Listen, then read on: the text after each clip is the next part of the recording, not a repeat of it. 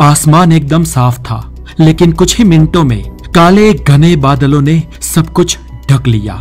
तेज हवाएं चलने लगी, अंधेरा छा गया और फिर एक बड़ा धमाका। कहीं बादल फटा तो कहीं आसमान से बिजली सीधे जमीन पर आ गिरी। और ऐसा माहौल हम सब ने कभी ना कभी देखा होगा या महसूस किया होगा। और मन में ये सवाल हमेशा मंडराता रहता होगा कि बादल आखिर कैसे फटते हैं। क्या सच में बीच में से बादल फट जाता है या इस घटना में कुछ और होता है? और बादलों से ये जो पानी गिरता है, इतना सारा पानी बादलों में कैसे पहुंचता है? अगर आपके दिमाग में भी ये सारे सवाल गूंज रहे हैं तो आज का द नॉलेज का ये वीडियो आपके लिए है। हम इस वीडियो में जानेंगे पानी से बादल बनने से बिजली की चमक और बादलों के फटने तक की कहानी, एक साइंटिफिक, आसान और बहुत ही मजेदार अंदाज में। तो मैं हूँ हितेश गिरी गोसाई, आप हैं हेल्दी और साइंटिफिक ज्ञान से भरे एक चैनल द नॉलेज पर। और अगर आप यहाँ पर नए हैं तो हमें सब्सक्राइब जरूर करें, बिकॉज इस दुनिया में नॉलेज इज एवरीथिंग। तो चलिए सबसे पहले हम शुरुआत करते हैं बिजली को कड़काने वाले और पानी को भर कर घूमने वाले बादलों से और उनके प्रकार से। वैसे तो पृथ्वी की सतह से 30 किलोमीटर ऊपर से स्पेस शुरू हो जाता है और आउटर स्पेस करीब 100 किलोमीटर के ऊपर से।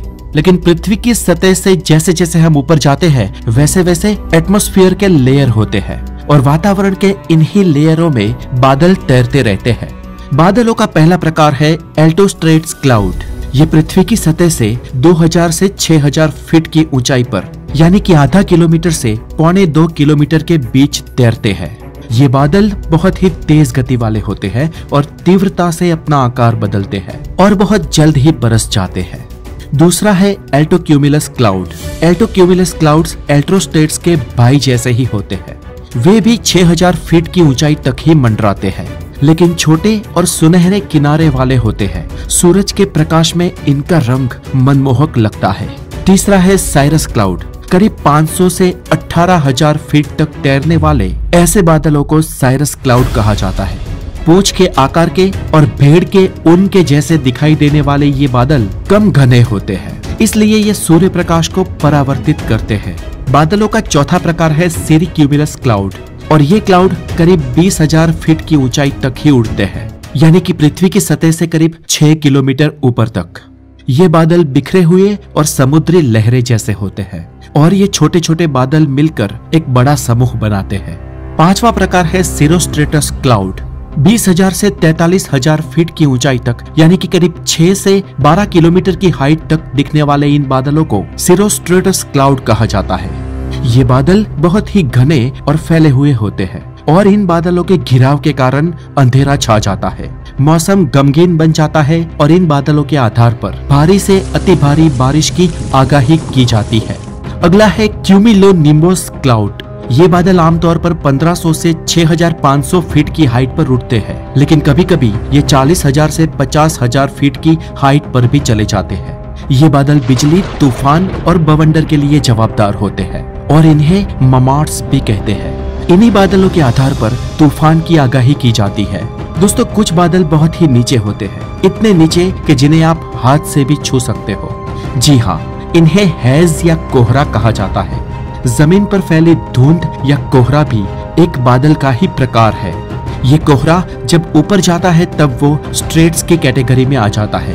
बादलों के प्रकार के बारे में तो हमने जान लिया, लेकिन चलिए अब जानते हैं कि इन बादलों में पानी कहाँ से आता है और बारिश आखिर कैसे गिरती है। तो दोस्तों, हमारी पृथ्वी पर बहुत सारी जगहों से और सबसे ज्यादा तो समुद्र से पानी इवेपोरेट होता रहता है। पानी इवेपोरेट होना यानी कि पानी का भाप में बदल जाना।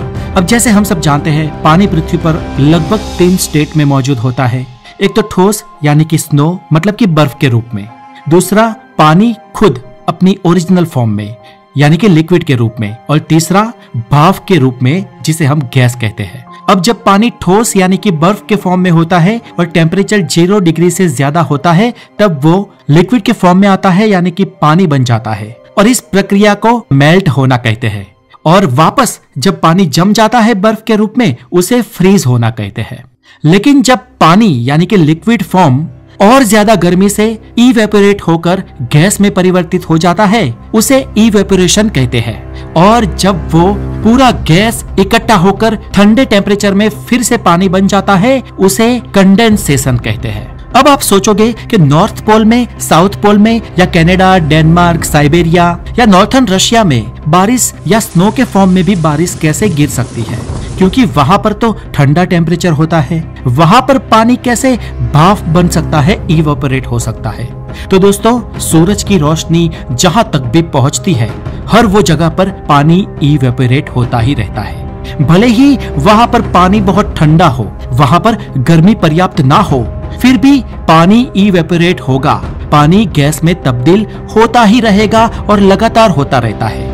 लेकिन हाँ, उसकी गति बहुत धीमी होती है। तो अब दोस्तों, आप समझ गए कि इस प्रक्रिया में सबसे पहले धरती से पानी भाप बनकर इवेपोरेट होकर ऊपर जाता है और ऊपर कम तापमान की वजह से ये भाप ठंडी हो जाती है और धूल के छोटे छोटे मॉलिक्यूल्स के साथ टकराती है। और इस टकराव के साथ उस भाप का फिर से छोटे छोटे पानी की बूंदों में रूपांतरण हो जाता है। इस तरह पानी के लाखों बिंदु मिलकर बादल बनते हैं और ये बादल एक समय पर इतने भारी हो जाते हैं कि वो आसानी से हवा में तैर नहीं पाते और फिर वो धरती पर बारिश के रूप में बरस पड़ते हैं। कम टेम्परेचर वाले विस्तार में बारिश की ये बूंदें हवा में ही जम जाती है, जिसके चलते स्नोफॉल होता है या फिर ओले गिरते हैं। इतनी पर्याप्त जानकारी के बाद दोस्तों, अब हम हमारे सवाल पे आते हैं कि आखिर बादल क्यों फटते हैं। बादल फटने पर बड़े पैमाने पर नुकसान होते हुए आपने जरूर देखा होगा, और ऐसी आपदा में दुख के साथ आश्चर्य भी होता है कि आखिर ऐसा कैसे होता होगा। तो खासकर पहाड़ी विस्तार में ऐसा होता है। भारी हवा पहाड़ों को टकराकर ऊपर की ओर चढ़ती है और साथ ही बादल भी उनके साथ ऊपर उठते हैं। ऊंचाई पर जाने पर टेम्परेचर कम होने लगता है और ऊपरी हवा का दबाव और ठंड बादलों को बेहद घना बना देती है, जबकि नीचे से आने वाली हवा उन बादलों को बरसने नहीं देती। और इस कश्मकश में बादलों में पानी और ज्यादा जुड़ता जाता है, बादल और ज्यादा बड़ा होता जाता है और वो हाइट पे ठंड के कारण बर्फ में परिवर्तित होता जाता है। और अंत में घनत्व बढ़ने से और बादल के भारी हो जाने की वजह से कभी कभी एक साथ ही अति मात्रा में बर्फ और पानी जमीन पर गिर पड़ते हैं। जो पानी कई सप्ताहों और महीनों तक धीरे धीरे गिरना चाहिए, वो महज कुछ ही घंटों में एक साथ गिर पड़ता है।